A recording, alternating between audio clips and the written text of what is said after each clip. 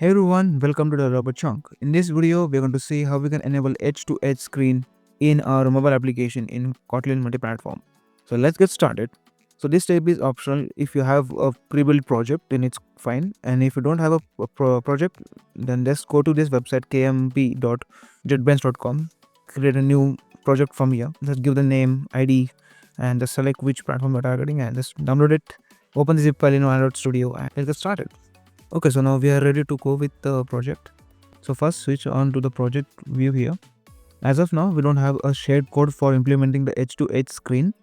So we have to implement it via the native platforms. So let's get started with first implementing this stuff in Android. So open your Android menu, go into Kotlins and in the main activity. So here we are going to do this stuff. We are going to add some of the code here.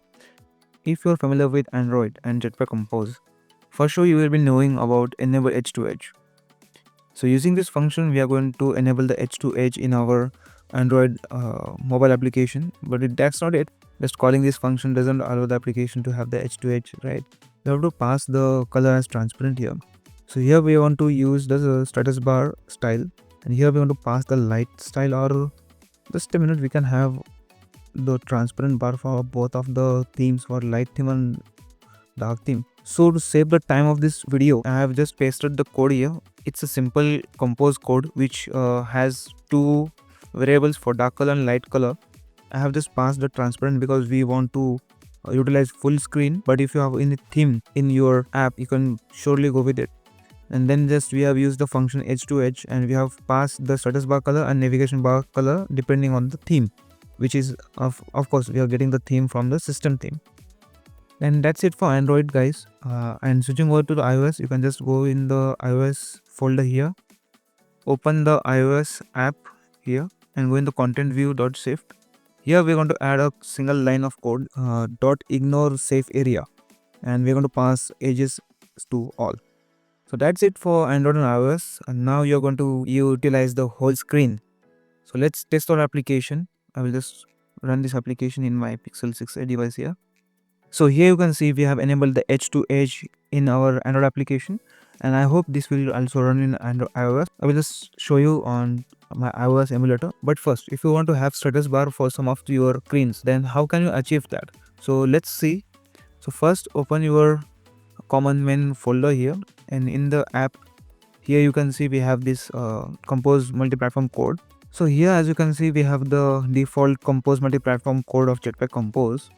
And to get the width of the to get the height of the status bar of the top navigation and the bottom navigation, we can use this functionality here. We will create a variable named as padding values. So let's rename it as just status bar values, right? So here what we are going to call is window insects dot safe drawing and dot as padding values dot calculate top padding and calculate bottom padding. So the top padding basically has the top status bar padding, and the bottom padding has the bottom navigation bar padding. So we are going to just keep it default as get as padding values, and here in the modifier after the fill max width, we are going to use a padding value here, the padding function here, sorry. And here in the top padding, we are going to pass the status bar values dot calculate top padding. So using this, we are going to calculate top padding, and we are going to have a padding here in this top status bar. So let's rerun the application and it should work right now. So now as you can see, the padding has been applied to the top top status bar. Also you can just customize it as you want. You can just use a spacer here, or you can just have a row or a box here to customize your status bar. So that's your whole creativity that you can do, but I have just told you how you can use it and how you can use the full edged. And if you want to have a custom status bar, you can just use this class here of window insects and call this function as padding values to get the padding values of top and bottom, and rest of the creativity is on your side. You can just customize it. And before we end the video, I will just run this application also for our iOS part. So I'm going to open this iOS app project into my Xcode. open in Xcode. So let's open the iOS app here, and I will just go to run this app in our iOS emulator. So here you can see the app is running in the iOS, and we're not able to see that actually it is implemented, that edge to edge is working. So what we can do is we'll just give a background color to this modifier, to this column, sorry. So let's give a background color of blue, color dot blue, and we will just rerun this on the iOS part here. Let's replace it and it should run. Okay, now the app is running on the iOS part, and as you can see, the app has taken the whole edge to edge screen. What we can do is just fill max size the column here. I have not done that, but still you can see that the app is using the full top status bar, and for sure it will also work for the bottom navigation.